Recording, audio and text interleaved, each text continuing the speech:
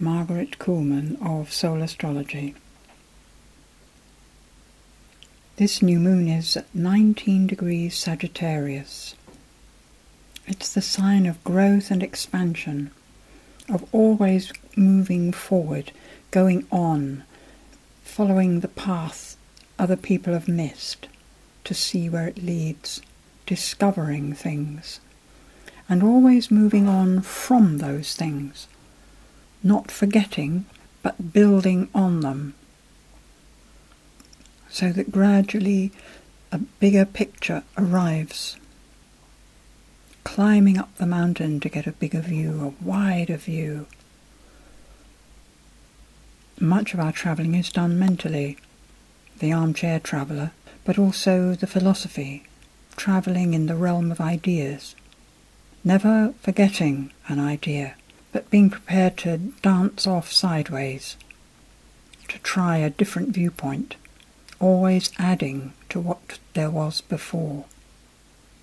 And this month Mars sextiles the new moon, that green line.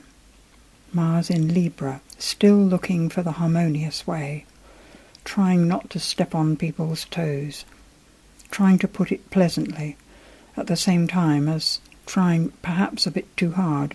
Connecting to Sagittarius, though, you get very much the positive side of this, where humour and light-heartedness are brought in to solve communication difficulties, relationship problems. It's trying to see the other person's point of view, however different it may be from your own. In fact, in a way, the more different, the more interesting. And through all this exploration, the Sun and Moon trine Uranus across there in Aries. Uranus, us being individual, independent, and that independence sometimes perhaps standing against the desire of Mars to keep it nice. It's suggesting that we do hold to our own views once we've come to them, once our heart is sure, that we don't get pushed around, but that we find a pleasant way of putting it. And then from Mars the quincunx to Chiron.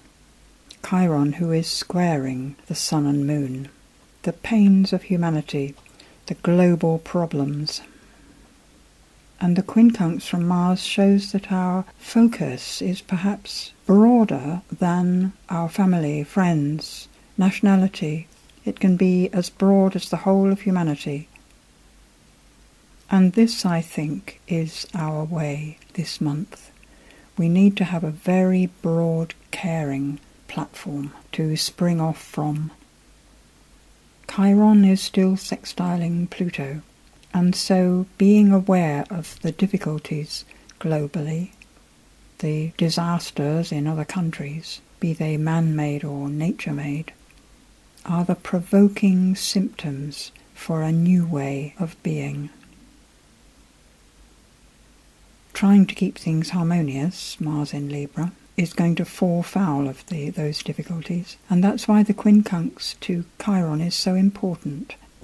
We can't keep things nice. We have to deal with the dregs of human experience, because that's what's there.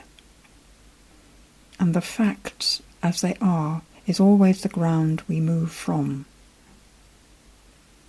Jupiter in Virgo, on the North Node, very close to it, shows the huge attempts being made to get things right. But it can so easily turn to being on a high moral ground and criticising what is being done, picking out the fault lines, without necessarily putting anything in to support where the good work is being done.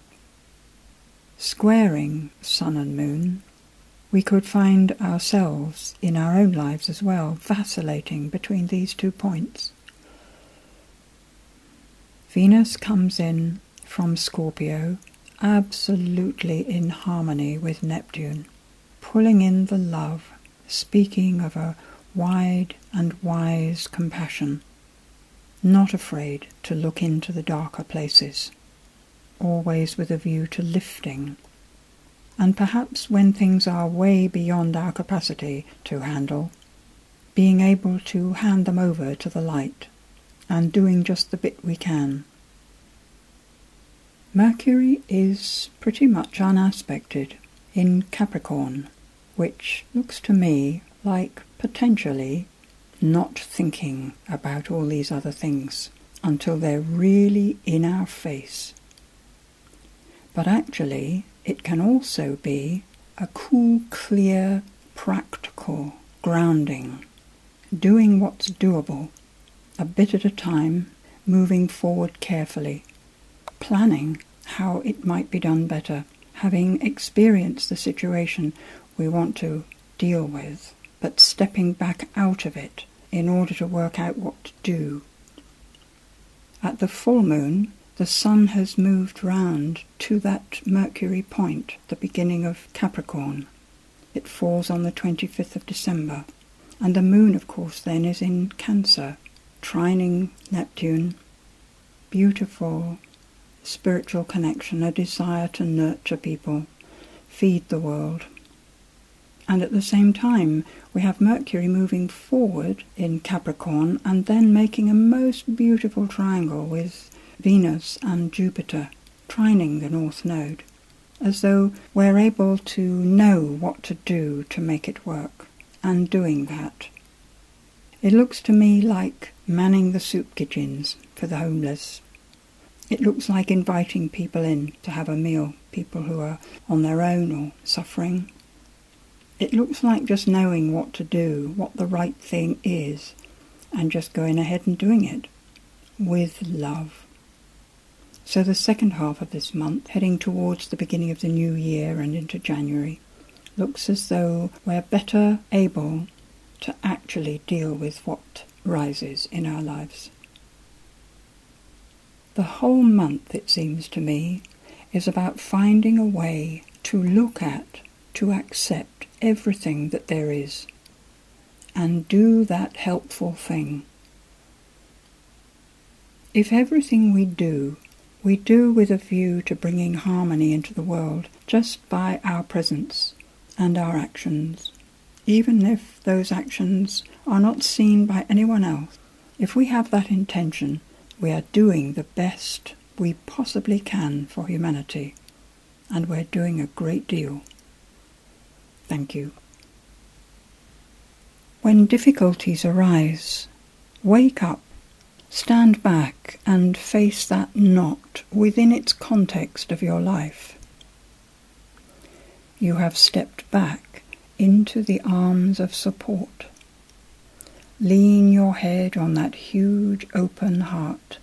Let your weight be taken and held, and the weight of your cares, and drift for a moment, loved and at rest. After a long breath or two, wake up to yourself with gentle inner eyes and a loving heart, and look again at that knot. Unknowing, ask to be guided as you go, that the purpose of life may be served through you, and all will be well.